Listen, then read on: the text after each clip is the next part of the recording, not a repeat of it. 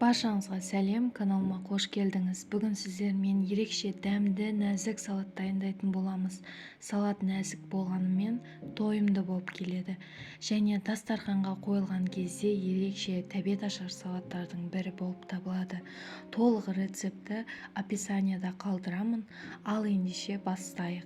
Ең алдымен каналыма тіркеліп, мені қолдау ретінде осы видеоға лайк басып, алдағы уақыттарда видеоларымды өткізіп алмас үшін қоңыраушаны баса кетіңіздер. Бізге тауықтың төс еті қажет болады. Тауықтың төс етін жуып алып, үстінен дәміне қарай тұз, тауық етіне арналған дәмдеуішті саламыз.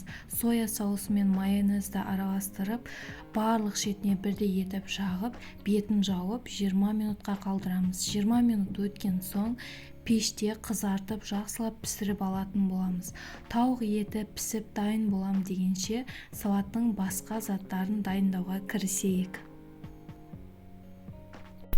Бір қиярдың сыртын аршып алып, бөліктерге бөліп, дәл видеода көрсетілгендей етіп турап аламыз.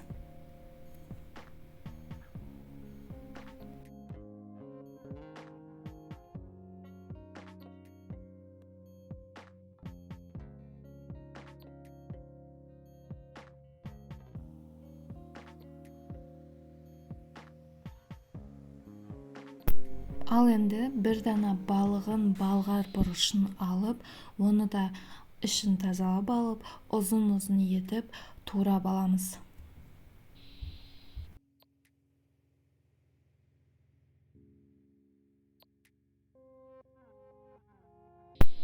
Екі дана қайнатылған жұмыртқаның ағын сарысынан ажыратып, ағын да ұзын-ұзын етіп турап аламыз.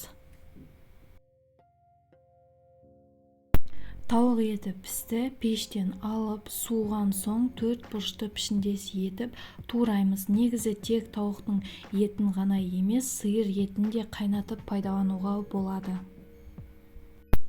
Енді сары жүгеріні салып, қасықтың көмегімен араластырамыз. Жаңағы біз алып қойған жұмыртқаның сарысын шанышқының көмегімен ұсақтап алып, үстінен майонез, дәміне қарай тұз салып, араластырып, салатымыздың үстінен құямыз және де салатымызды араластыратын боламыз.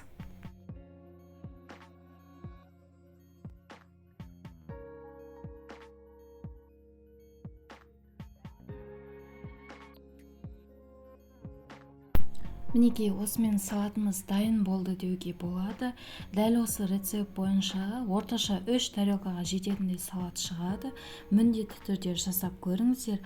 Ал егер жасап көрсеңіздер, комментарийға өз пікірлеріңізбен бөлісе кетіңіздер.